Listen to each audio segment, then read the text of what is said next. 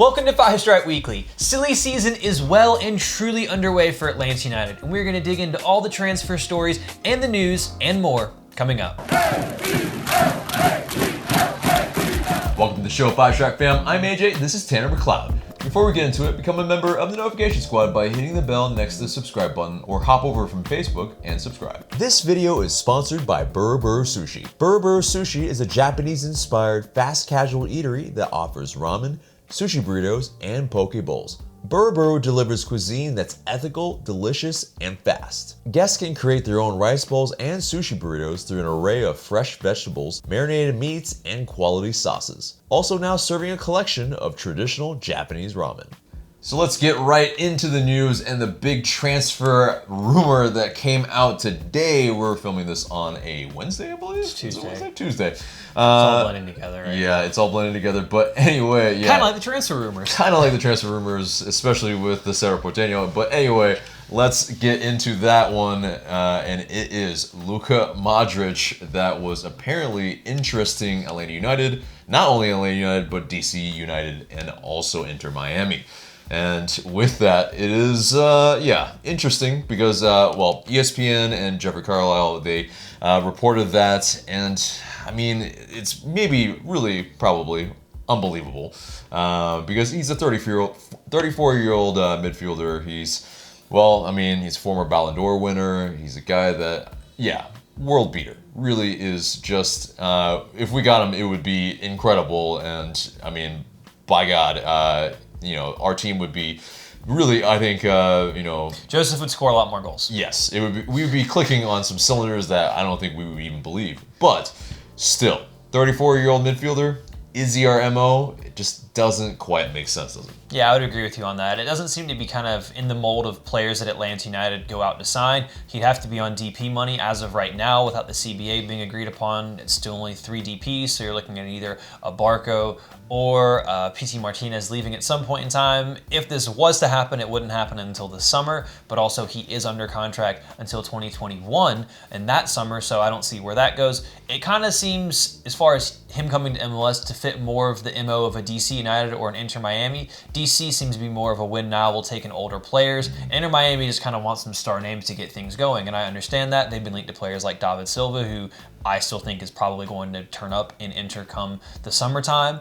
But with a guy like Luka Modric, like you said, he's an incredible player. He's won the Ballon d'Or. He's the one that broke the Messi-Ronaldo monopoly on that award. And people had some issues with it, but still, he had an incredible year. He got to the World Cup final with Croatia. He's a fantastic talent. And like I said, he would find Joseph Martinez with balls that Joseph Martinez didn't even know could be played. Just make a run, he'll find you. But like you said, it just doesn't seem to fit with Atlanta's MO, and it's unbelievable, I think. Yeah, and then there's also the thing of, BN Sports reports that there's a €750 release clause.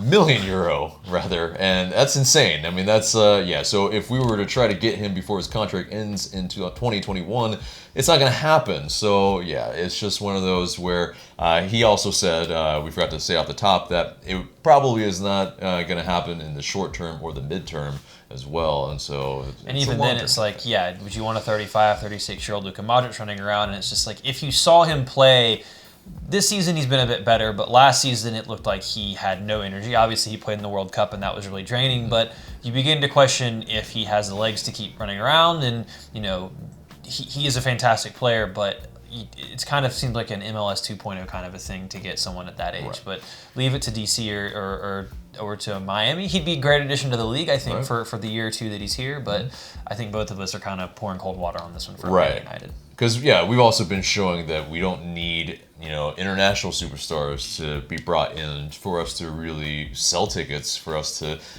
be the big brand that Atlanta United is. So it really is pretty implausible in a lot of respects. Moving on from that, so new reports from... Let's get into the maze, shall we? Yeah, exactly. So Roberto Rojas and and Sentimiento Azulgrana. Sorry, I'm not a native Spanish speaker, so this is a little bit difficult at times. But they've suggested that the roles were reversed for Matias Villasanti and Santiago Arzamendia. So it initially seemed like we were going to get Villasanti, the midfielder, It was going to be, maybe someone that could kind of sit in midfield and kind of offer a little bit of what Nagbe could, but maybe, go forward a little bit. But, it seems like now it's going to be the left back or wing back of Arzamendia that is going to be coming Atlanta United's way. Very interesting because, it's just being thrown for a loop. Kind of the way that they've been pairing it together in terms of the transfer fee, in terms of $7 million, has been strange to begin with. Usually you don't do that. And so there's also the discovery rights thing with MLS where, if we can have the preview or the, kind of way to see who and, which clubs are getting discovery claims on players, then of course this would be a lot easier. But right now, there's nothing on that. And so it really is it Villasanti? Is it Arzamendia? No one really knows at this point. Is it both? There's this other, kind of article that's been bandied about from Ultima Hora that doesn't have an author, doesn't have any sourcing, but is saying that both are coming. I would be less inclined to believe that one. But essentially, so far, it's Arzamendia is coming to Atlanta United. Interesting times. Who knows? This is I think this is going to be the transfer saga of the 2020 preseason. I think we've had Barco and PT, and now we have this one. Who's coming? Who's not? Hell, at this point, if neither one of them rocked up, it wouldn't shock me, but that would be depressing.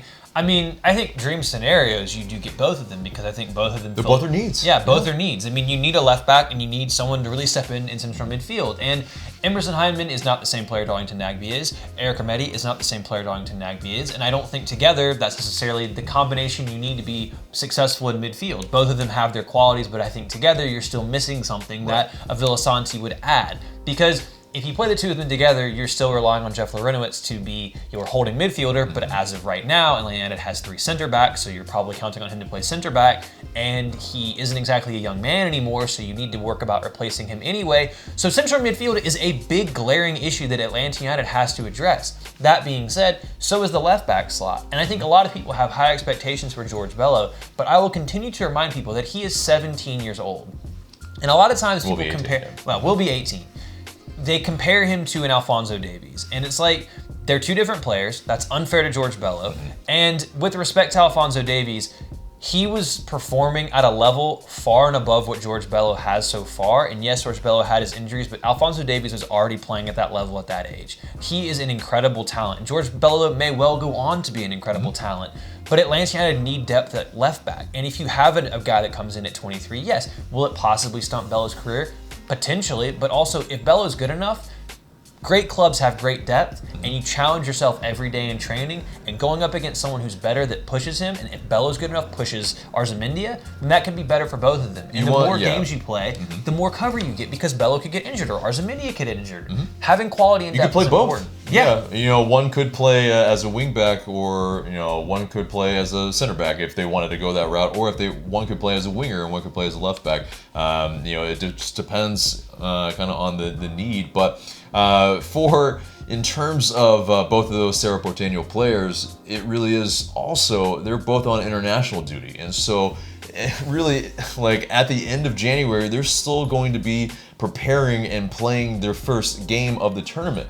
And so... not in preseason with Atlanta United. Yeah, not in preseason, and that really brings some difficulties, I think, for us getting ready for CCL. So, while these players might kind of have the profile of what we want, and we'll get into Arzamendia and what he offers in a bit, but it really is that we're not going to be ready for CCL. And so it's really, right now, these guys, okay, if we need them, bring them in, maybe have a negotiation with Paraguay to cut short their international duty, but I think they're both kind of probably going to be starters, and so if they're going to be doing that, I don't know. They're not going through a preseason with United, and for me, this brings about a question that I think has kind of been bubbling for a lot of people, and it's, what is the front office doing? Because I think it's a fair question in regards to LGP, and we'll touch on him in a little while, but as a whole, I think this club has had the perception that it's very well run from top to bottom, with the front office knowing what it wants and getting things done. They talked over and over again going into this, preparing for the season. They didn't want a repeat of last year where they were unprepared, a throwing together preseason so they could challenge for Champions League. If they were going away and you were interested in these guys, you were scouting them months ago. You were interested in them months ago. You know what they weren't doing in December? Going away on international duty. So if you wanted to get these guys in, why is the business being done now when preseason starts next week? Why wasn't this handled in December when nothing's going on? Why don't you take care of your transfer business early, and then you can do what you did with Miles Robinson, or you can do with what you did with Ezequiel Barco. You're not going on international duty, or they're signed to the club. You don't have to worry about it. Unfortunately, they're going to be away on international duty, but you know they're already there and everything's sorted out. Why hasn't this been taken care of before, and why does it feel rushed now? Yeah, it does feel rushed, but there is the international window is open now. They can get kind of some pre-contract talks and whatnot, of course, done in December. But in terms of probably, some of the hindrances and obstacles in the way, I mean, festive period does get kind of maybe they're on holiday. Maybe it's where they just didn't. They're on holiday. I mean, that's the thing. It's just like, but I just feel just because the transfer window is open, I think it's something that people have to understand. Transfers are always being negotiated. Transfers are being negotiated in Europe right now. That won't happen until the summertime. Yeah. Like things happen in advance. The best clubs do their business in advance, and it seems like right now Atlanta United is trying to throw together a roster and kind of rebuilding the roster at the same time, last minute, and that just. I'm going to give the front office the benefit of the doubt because so far, 3 years in, 3 major trophies, 4 if you count the Eastern Conference. So it's not like we're in a position to be like, me as a Manchester United fan, oh, what is the front office doing? Sure. But at the same time, they're putting themselves, I feel like, under unnecessary pressure that they haven't done before. And if they don't handle things in the right way and the season doesn't start off well or there's issues, the questions I think are going to be directed more towards the front office and I think less towards Frank de Boer. I would be hesitant to use the rebuild word. I would, I think our core is still intact. I agree. So I think maybe the retool is probably a little bit more appropriate at the moment. But I mean, we lose a couple more players, then it starts to get where rebuild is maybe more appropriate. So, but in terms of Arzamendia and what he provides, he's good. I mean, in terms of, he's a pacey guy, great cross, has a good long shot on him. Although, I mean, whether he actually hits the back of the net is a different story. And he's a guy that, likes to kind of, go to ground and use his pace kind of as kind of the recovery, when he's maybe a little bit too far forward. But I think all in all, he's got a lot of potential. 22-year-old, can play various positions on the left. He's a guy that will give that final ball to Joseph Martinez and where he, probably really prefers as well. So if he is really in actuality the player that's coming from Cerro Porteño, I really like it. I mean, and it offers that competition for places for Bello and gives us that depth and really probably will provide a lot, maybe even more than what we were getting from our left side last season. So I think it's a great move if we can make it happen. If it's Matias Villasanti as well, great, because I think I like what he provides as well and his profile. There's some people that are really like stuck on transfer market and what the worth and what the number is on there. And transfer market's a terrible place to go in terms of what it says what their value is, but the actual real world value is completely different. It's the market determines the market. Yes, because the market determines the value. Yeah, exactly. Because what a team is willing to pay for a player is what the value of it the is. Value of just it. like economics. And I think you touched on something earlier that I think is really important. Both of these players, and I think that's the important thing, is whichever one Atlanta United land, preferably both are starting caliber players, and both improve Atlanta United at whatever position they step into. And I think that's the most important thing, is that regardless of what player they end up with, Atlanta United will be improved for signing whichever one that it is. And it addresses a position of need that you won't have to worry about for a few years going forward. So my fingers are crossed that it's both. I don't think it will be both, but we'll see what happens. Yeah, and plus Cerro Porteño, Miguel Miron, I love that connection, so why not? Yeah, exactly. Exactly. Anyway, so moving on into our center back debacle. So LGP has been seen in Cholo's training gear, and that's always fun because there's no announcement yet from Atlanta United, and there's a lot of speculation. There's a lot of people that are like, okay, why has it not been announced yet? There's maybe even some fans that are jumping off the ledge because they're just like, okay, you're doing LGP really bad here without even giving it a thank you.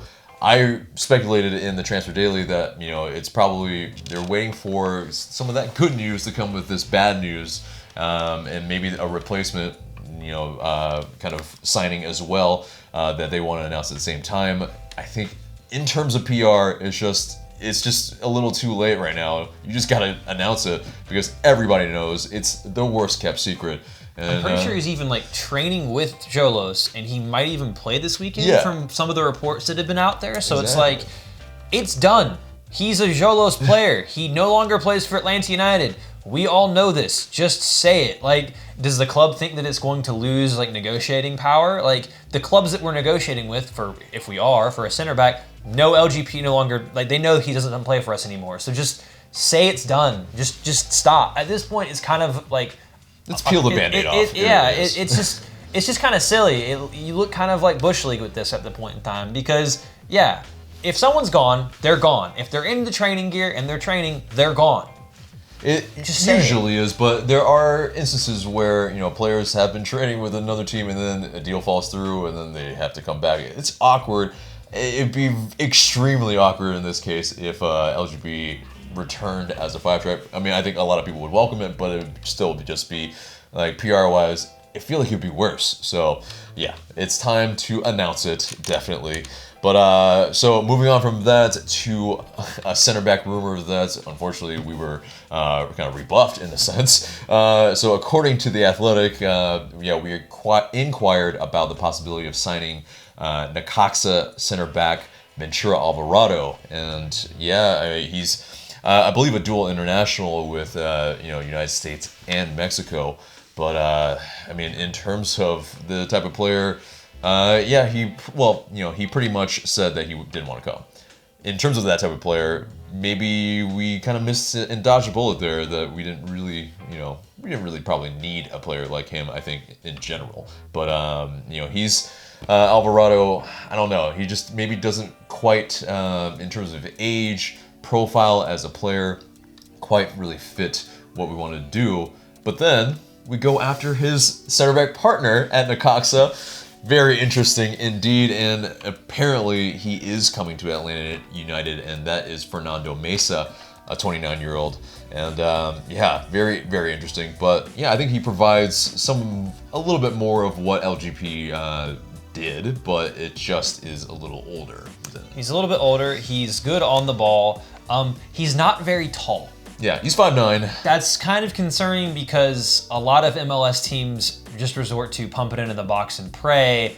And if you have a guy like him and you also have, an Arzamendia who isn't great in the air, your left side's not going to be great. 5'9", 5'8", essentially. That's not ideal if you're being like, hey, Miles Robinson, every ball that comes in the air, you better win it because everyone else isn't. Yeah, I mean, he's a guy that also is pretty aggressive defensively as well, pretty tenacious. Kind of like LGP. He's got 5 yellow cards in 15 games in the Apertura, so that's also, that's not a good ratio. It's very much LGP territory. Yeah, and so, he probably is just a little bit of an older and shorter, but slightly faster LGP. It can dribble a little bit more than LGP, possibly perhaps. But I think if he is the guy to come, he will bring at least the experience to Atlanta United in that back line because with only pretty much a 22-year-old Miles Robinson and a 17-year-old George Campbell,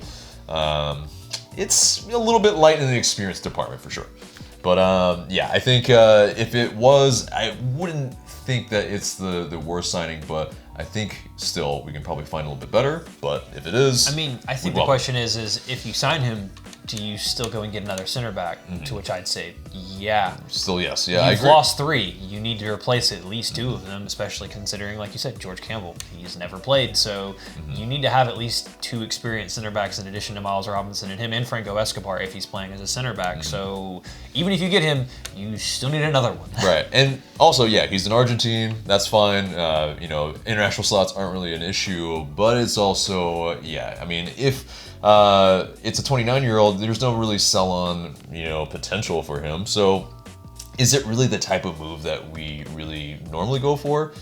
it makes you start to question a little bit more of what's going on in the front office, but.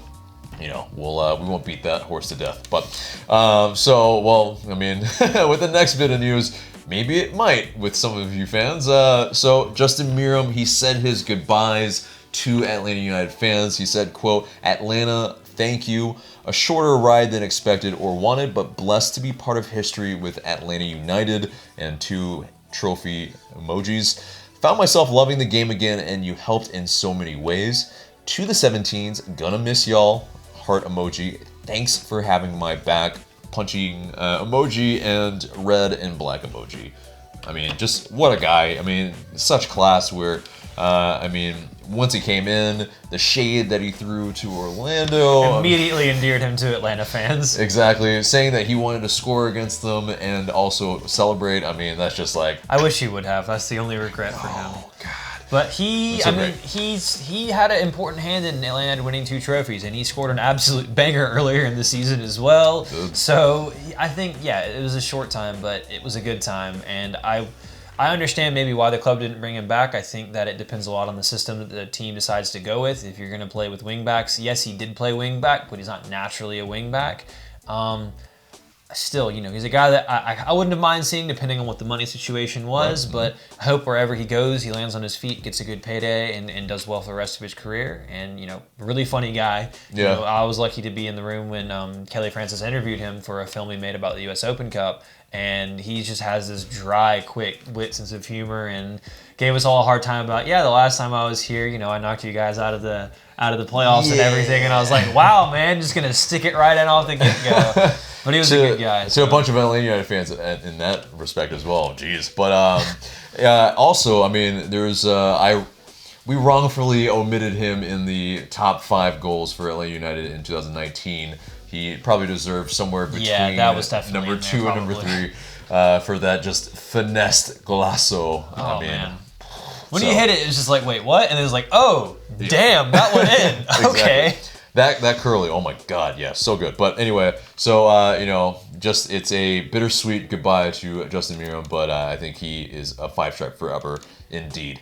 So moving on from that, according to Calcio Mercato, there is a 30 million euro price tag slapped onto Ezequiel Barco, and that's amidst the interest from Manchester United, Arsenal, Roma, Inter Milan, Sporting CP.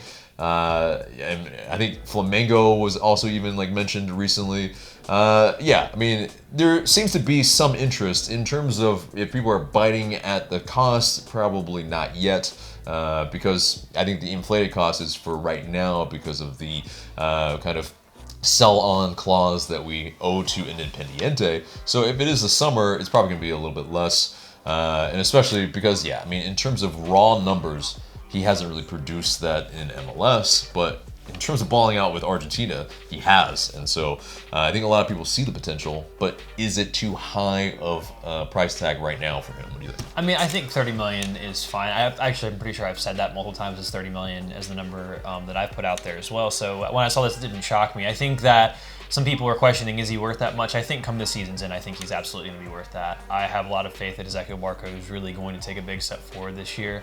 He's incredibly technically gifted. He does have his issues, but he's going to continue to grow. I think if he does well at the Olympics, I think he sets himself up. If he stays through the summer, of course. Say Atlanta does manage to get everything together and he, balls out in the Champions League and Atlanta has a great start to the season and he already has 10 goals and a handful of assists as well, then maybe he moves in the summer. But 30 million is something that I see, especially for some of the clubs that have been mentioned, is understandable. I can see it going a little bit less, but I think between 25 and 30 is where you're looking at. And I think that you also have an age and a pure technical ability is above that of Miguel Almiron. Right. Even though people might struggle to believe that. But I think the one thing I can say with absolute positive certainty is he will never play for Manchester United. So don't worry about that link. Maybe. No, you never know. Stranger things have happened. Nope. But, nope. But Manchester United is a joke club run by clowns. They will not sign Ezequiel Barco. Especially if he's the only move that is done in the window, it would not appease their fans. So no, there's so many more things that United need for Barco, but I could talk on that for hours. And don't get me started. I've already been complaining today. We got slapped 3-1 by City. It should have been 5. It could have been worse. Raheem Sterling apparently can't score against us. Phil Jones is terrible. I don't know why he still plays with the club. I hate everything. He's a ghost of himself. He is a ghost of a person. I don't know how he spent 10 years there, but he has. Let's just move on before I cry. Anyway, all right. So it seems like the CBA has been at least talked about between MLSPA and MLS and the owners. So yeah, in terms of an update, MLSPA, their Twitter, they tweeted something out. They're pretty much said, in quotes, players have a good understanding of what can drive the league forward. And yeah, so, you know, they're trying to really put that out there like, yes, we do know. And in terms of, you know, kind of a full-on update, Mickey Turner, or at Turner-esque on Twitter, he pretty much outlined what was kind of pretty much talked about on, you know, via a Sirius XM between Joe Tolson and Glenn Crooks. And so, to sum it up, basically there has been some of the, especially what they're really interested in, is the charter flights. A little bit of the compensation as well, as the kind of tier 1 things that they're really worried about.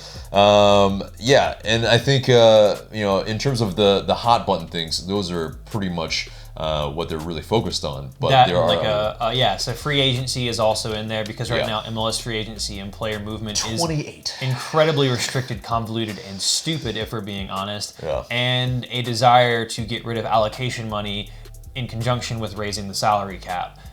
It was mentioned multiple times that fans don't like allocation money, owners and general managers don't like allocation money, players don't like allocation money, no one really understands allocation money. Let's just get rid of allocation money. And I think that would be okay with pretty much everyone, because it's confusing gam-tam and what you can and can't use it for. I think people would prefer a simplified salary cap. And I think the big thing in terms of putting all that together is, I think the big argument is that all these measures were put in place earlier in the league to help teams kind of construct the roster and have the league have a hand in them constructing the roster. And at this point now, they want the teams to be more responsible for constructing the roster, and for the league to take a step back and go, okay, we're in a good place. It's now on you guys to put your team together. We're going to take a hands-off approach and just run the league. You run your team. So I think everyone would be okay with that, especially if you have a good team and a good owner that wants to invest and wants to win. If you're, say, a Colorado Rapids, I'm sorry. Or maybe at one point, New England Revolution. But or yeah, maybe that team in Florida, not the new one. But the biggest question also is that, is there going to be a work stoppage? And the MLSPA, they've been preparing apparently for 2 years in case there is one, and in case they have to pretty much say and pull out of the CBA negotiations if they're not get what they want. But I think for all parties involved, it really is, they need to get this done as quickly as possible, because yeah, there's not only LA United that's contingent on a lot of things with the CBA. There's a lot of other teams. Pretty much every team would be, I think, very happy to see this pretty much done. I think it also mentioned that it could be around $20 million for the league as a whole to have the charter flights. That's also very interesting. I think dropping the bucket in terms of... They just took a at the end of the day. $325 million expansion fee. Yeah. I think they can afford it. I think, yeah, $20 million per year. Okay, you know, just your next It's TV less than deal. $1 million per team. Exactly. You know, your next TV deal, sign a much better TV deal. You and have maybe more than you'll- 20 teams. It's less than $1 million a team. I think his owners can afford it. I think And I so think too. it kind of raises an interesting question, though. Before, I mean, we can talk about it more come to the close of the CBA expiring, but I saw a tweet about it, and I think it was Joe Patrick that talked about it. And it was like, who does a work stoppage, does it benefit any side? And I think it kind of was talking about between him and some of the comments is that it really benefits nobody, because the players, the ones that are good enough, they can eventually, if they had to, go somewhere else if they can, and they'll get paid. You know, worst case scenario, Joseph Martinez can get paid somewhere. There's someone that they would want him to play for them, and he'd be okay. Right. But the owners that have invested all these millions, you know, Arthur Blank's invested over $100 million into this team. why would he want there to be a work stoppage? For the league, you could do yourself some irreparable damage in terms of fans and your perception from the outside and from the inside of the country. So it doesn't suit anyone for there to be a work stoppage. And I think what makes it so complicated, it's not just players versus owners. It's players versus owners, owners versus owners, owners versus league. There's a whole lot of people that aren't seeing eye to eye, but they all have something to lose, I think, which makes it very interesting. It's not like the NFL where the owners are just like, we don't care, we control everything, we're all billionaires, it does not matter, we know you have to come to us for money, because there's nowhere else to go. Right. It's not like that in MLS or in soccer, so. No, it is true. And then all the players have been involved, apparently, in the negotiations as well. And so with that, you have to think, okay, the higher tier, sure, maybe don't have to worry as hard, but the lower tier definitely have a ton to lose because, this may really only be their only livelihood in terms of where they can play. And so, I mean, are you going to really displace 700 players and place them around in different teams around the world? Yeah, I don't think so. So, it's they need to get done. But anyway, so moving on from that, goalkeeper coach Aaron Hyde has left Atlanta United to take the same position at the U.S. men's national team. And he's a guy that I think we all remember, or at least most people that at least maybe watch the Fox Sports broadcast. Rubbish. He would give pretty almost scathing kind of assessments of the team sometimes, but always was honest about how the team was playing. And I think, in terms of the team, you want people that will speak up, will challenge the coach as well at times. But maybe he was maybe a little bit too combative, at least in that initial, incident on the sidelines against Montreal Impact. Apparently, it was that he kind of, because he was talking with Florentin Pogba, that it prevented Pogba from coming into the game, and then Montreal Impact scored against Atlanta United.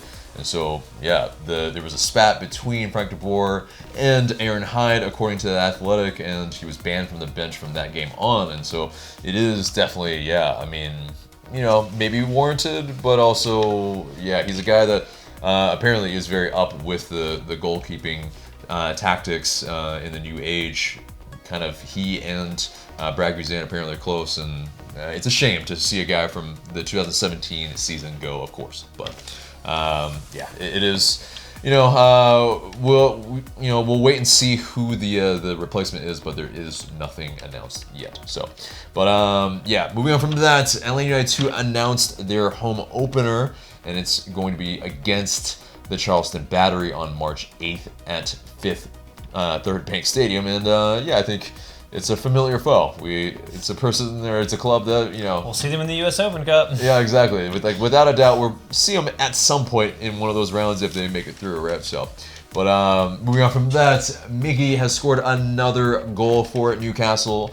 Unfortunately, it was in now what was a replay because now they had to because of course they didn't win because it's Newcastle. Yeah, it was 1-1 draw at the end, and they had to replay it. But I mean, he hits bangers, man. That's just we know that about Miggy. It's it's not exactly finesse when he's in the box. He's gonna launch one, and it's always great to see Miggy score.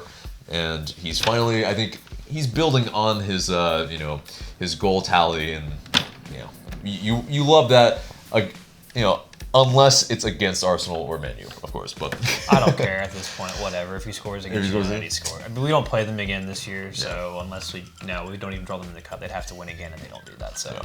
But anyway, that does it for the news and gets us to our buy or sell segment. And simply, we put up an Atlanta United topic, and we say if we buy or sell it and give our reasons why. First topic is that the CBA is what's affecting Julian Gressel's contract talks. Buy or sell? Buy, 100%. I mean, I think that even though he has issues with it, I think the club is perfectly justified to stand by the CBA and say, look, we want to pay you more. You deserve to be paid more. We just have other needs that need addressing right now in terms of positions, as opposed to you getting re-signed. There are major holes to fill. They have to worry about signing those players first, and they don't know how much they can pay him. So when the CBA comes out, if they're allowed to pay him more, then he'll get his contract. But as of right now, the club can't sign him to a big contract and then have itself backed into a corner with other positional needs that need to be addressed first. It's true. I agree. I buy it completely as well. But It is, yeah, I mean, it is wearing the fans for sure. There's pretty much a comment every single day on any post that Atlanta United puts out there. Why is Gressel not signed? Sign Gressel, all that. You know, pay the man, all that has been bandied about on social media, and it's fair to a degree, but it is also, yeah, the CBA, God, man, it really makes this just such a really annoying transfer window, but oh my god. Anyway, moving on from that, we need an experienced center back to go along with the incumbent center halves by ourselves. I mean, you need one, if not two. I mean, I think that you can go experienced for one, and if you want to go a bit younger for the other, that's fine. But I think you have to get into, and preferably one that is experienced. It's 26 or older, that's been around the block, that you can pair with Miles Robinson, and you know that they're going to be able to be consistent in their performances. That is imperative for Atlanta United this season, in my opinion. Yeah, because I mean, I think right now you have, the guys who can play center back are four guys: George Campbell, Miles Robinson, Franco Escobar, Jeff Lorenowitz, and that's it, really. I mean, in terms of the real experience at that position, two of those guys or three of those guys don't have the real game experience that you really need for all the competitions that we're in. Yeah, we need to bring at least the other one is in his mid-30s. Yeah, exactly. So late 30s almost now, but yeah, sure. Yeah, mid, late. Okay. Anyway, not prime. Not prime. Yeah. But anyway, so that does it for the buy or sell, and gets us to the mailbag. You guys send in these questions through IG story. Please continue to do so, and we might answer your question in the future. First question comes from illogical_11. With the players available, what formation would you play? So, the problem is that regardless of what formation you want to play, you are mighty short at center back. And if you're playing with the back three, I think Jeff Lorenowitz has to play in a back three right now because you're not starting George Campbell. And if you play in a back two, you're playing either Jeff Lorenowitz or Franco Escobar, who's not comfortable as a center back in a back four. So honestly, not dodging the question, I don't know right now because we don't have enough people for me to have an idea what we should or shouldn't play, because I'm not comfortable with our center back depth, so I'm not sure either way. Yeah, I think with the players that we have currently, it's a 3-5-2. So I'll just humor this question. Of course, you have Guzan between the six. Larry has to play one of the center backs. Yes. Robinson, Escobar. And then I think you have Bello as the best wingback we have. Russell, assuming he plays. Exactly. In terms of on the right side, Remedi, Heineman. Those are your only two central midfielders. Yeah. Barco, PT as your attacking midfielders, and Joseph up top. And so 3-5-2 essentially is, I think, the way we would be playing. But, that's, I don't know. That's a little bit short in depth, a little bit short in what you want. Would you really put it out that way? It's just like, we are not very deep right now at really important places. Pretty shallow beyond that as well. I mean, Tito could play somewhere in that setup. Front area. But it's, oh my God. Yeah, so. Yeah. Yeah, it's not ideal at all. So next question comes from Timolim17, or Timolim 1776. I guess he's, very patriotic. But do you trust the front office to keep us competitive for trophies? I think we've touched a little bit on this. I'm trusting them now. That trust is very much to be determined by what happens in the next 4 to 6 weeks before the season gets going. And depending on what team rocks up for that first leg of the Champions League, assuming we play it because the CBA hasn't screwed us, I'll let you know in 6 weeks' time, because if we're trying to put together a team like we just tried to do and it's still lacking, I'm going to have a big problem with the front office because that is not putting Atlanta United in a position to succeed this season. Yeah, definitely. It's going to be very tough if we're not bringing in the type of caliber talent that we expect. That's right? important. Yeah, it's not just bodies, but capable and caliber of talent we need. Exactly, and so that's really the biggest thing. But next question comes from Word Jerk. Shaping the squad in De Boer's image is starting to feel like a rebuild. Are you concerned? It's kind of builds off that last question. It's if you're It's not a rebuild yet, like you said earlier. Yeah, I think it's more of a retool at the moment because our core is still intact. You've lost two big players in LGP and Nagby, and you know that they're both gone. Let's be realistic. Nagby's already gone, and LGP's definitely gone. Yep. So you have two big holes to fill, in addition to some other positions of need that really need to be adjusted. But I think that De Boer isn't necessarily the person that has to have the questions asked of him, because as the manager, it's not his job to sign the players. When he was signed as the manager, he gave them a plan and said, this is the type of football I want to play. And yes, he changed halfway through the season last year, and he had to learn and be humble and take a different approach, but he has an idea of what he wants to play, and he knows what he needs in terms of players, and he takes those players to the front office. And then you have your technical director, Carlos Bocanegra. It's his job to find those players. It's not Frank De Boer's job. He tells them what he wants, and then they'll tell him, these are the players we can get you, these are the players we can't get you. He'll have backups. Most managers have backups for their players that they want. That's then taken to the front office. So for me, I think it's less on De Boer right now, because he knows what he wants to do, but you can't make lemons if you're given rotten apples, and he needs the fruit to make the juice right now, and if he's not given that, then it's not really on him, is it? Yeah. So yeah, exactly. Like I was saying, rebuild, too maybe harsh of a word at the moment, but yeah, it is for Carlos Bocanegra and his team to really suss out and get the players in.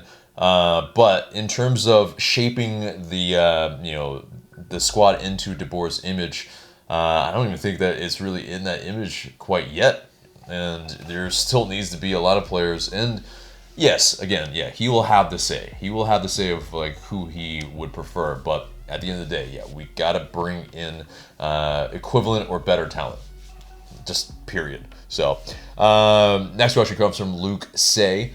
How will we line up if we sign a CB, the two guys from Cerro Porteño, and re-sign Gressel? So kind of also to build on the other one, I think if we sign a CB, they would probably play on the left side because Miles Robinson probably not as adept on his left. And so, he's your sweeper basically in a way anyway. So. Yeah, and so if it were, if he's the sweeper or if he's on the right side, you needed that left side center back. The two guys from Cerro Porteño, I think obviously would probably be the starters at midfield. And, I think Arzamendia starts at left back. I think Villasanti starts every game because you only have two midfielders in there unless you're playing a bit defensive, in which case a Pitti or a Barco would not be playing. If you're trying to be a bit more compact in midfield, then I think you'd have Rometti, Heinemann, and Villasanti all in the midfield. And I think if you're going to go with a midfield three, that's actually probably one of the best in terms of MLS and what you get from the individual players, the Hyman being a bit more creative, the work rate of a Eric Rometti, and then the all-around dynamism you get from a Villasanti. I think that if you're playing with two, though, if you're playing at home and trying to go out and get something done, I think it'd be Heinemann and Villasanti. If you're trying to be a bit more defensive and breaking up play, I think Villasanti and Rometti can really break up play and really give teams a hard time in the middle of the park. Gressel obviously is going to start at right wing back. Then it just comes to who's up top, and it's Pitti, Joseph, and Barco. Yeah, I think Gressel has said that he could feels like he could play in center mid, but I kind of have my doubts in terms of he is one of the best wing backs in the league. Exactly, play there. Yeah, but if we don't play with wing backs, then it becomes a whole different type of thing, and it really is contingent on the type of players that are brought in. And I think Mo Adams has a bigger part to play as well because they put a kind of big kind of emphasis on him in terms of keeping him for the draft. And so it is, I think, might be that guy that sits and really is our holding midfielder at times if we're really trying to be more defensive. But yeah, so next question and last question comes from Keaton Thomas 61. Who do you think would be a better fit for us, Villasanti or Arzamendia? I think we touched earlier, I think both address important needs. I think for me personally, I'd prefer Villasanti. I think he addresses a more important and more desperate need for Atlanta United in terms of the whole in central midfield, not just from Darlington Nagbe, but from Jeff Larentowicz as well. You need someone that can play that position and allow Larry to either be a sub or play at the back. So for me, I think it'd be Villasanti because he, on the whole, I think offers you more. And you do have George Bello. You need depth there, but I think you need it more in the middle of the park right now. Yeah. I think, I really like Villasanti, and I love what he can provide in his profile. I think Arzamendia is maybe a little bit more needed at the moment because of the the competitions that we're in, we need that type of caliber guy who's experienced. He's capped by Paraguay. He's got 4 caps for them, and in terms of what he can bring going forward, we were missing a lot of that for our worst spells of last season. And so, having a guy that's 22 years old, doesn't need a betting in period, you kind of, it's a known quantity as such, and has the potential to grow. George Bello also will play a part, and so it's not like he's going to be excluded if Arzamendia comes in. So I think, Arzamendia definitely, I think, right now. I mean, that's a good point, because when you think about it, if you have Julian Gressel on the right and Arzamendia on the left whipping and crosses to Joseph Martinez, that's a very tasty idea right there. That's pretty delectable. That sounds like goals and more goals for Joseph Martinez. Right, and Barco and PT in the middle as well. And it makes you hard to defend against, because you have the technical players in the middle, which is where PT and Barco like to thrive, and you have technical and very good delivery coming from the outside of both sides. Then it's just like, well, where do you defend and where do you put your numbers? So yeah, exactly. And especially in one sense where if you are going forward, and sometimes you might want to kind of overload a side, I think you can see Arzamendia going to the byline a lot more, and then Gressel, providing that service from deep at times too, because it gives you different options. Exactly, and so it is really, I think, a very dynamic look as well if we can get players like that. And George Bello, I think, he offers something different than what Arzamendia does. He's just not there yet. Arzamendia is much closer to the finished article than George Bello is. And I think that people really, it'd be great for George Bello to be successful and be really good right now. And he can. But like you said, 17 going on 18, I think he's 2-3 seasons away from being the player that fans expect him and want him to be. And he's a young player. He's a young guy. Give him time. Don't just put all this pressure and expect him to be the next Alphonso Davies, which is what's bandied around. Like, let him be the George Bello. Let him develop and become the player that we know he can be. Just doesn't need to be push on him and rush on him right now. Yeah, agreed. But that does it for the mailbag and pretty much the entire show, except for the question of the day. And it's silly season, and there's been a lot of talk between the two of us about positions of need, but now we're going to pose that question to you. And guys, we are asking, what is the most important position that you think Atlanta United needs to strengthen this window? Get down in the comments below and let us know what you guys think. But guys, that's it for us today. Remember to subscribe if you haven't already, smash that like button, and share this video because it really does help us a lot. Tanner, I'm AJ. Thank you guys so much for watching.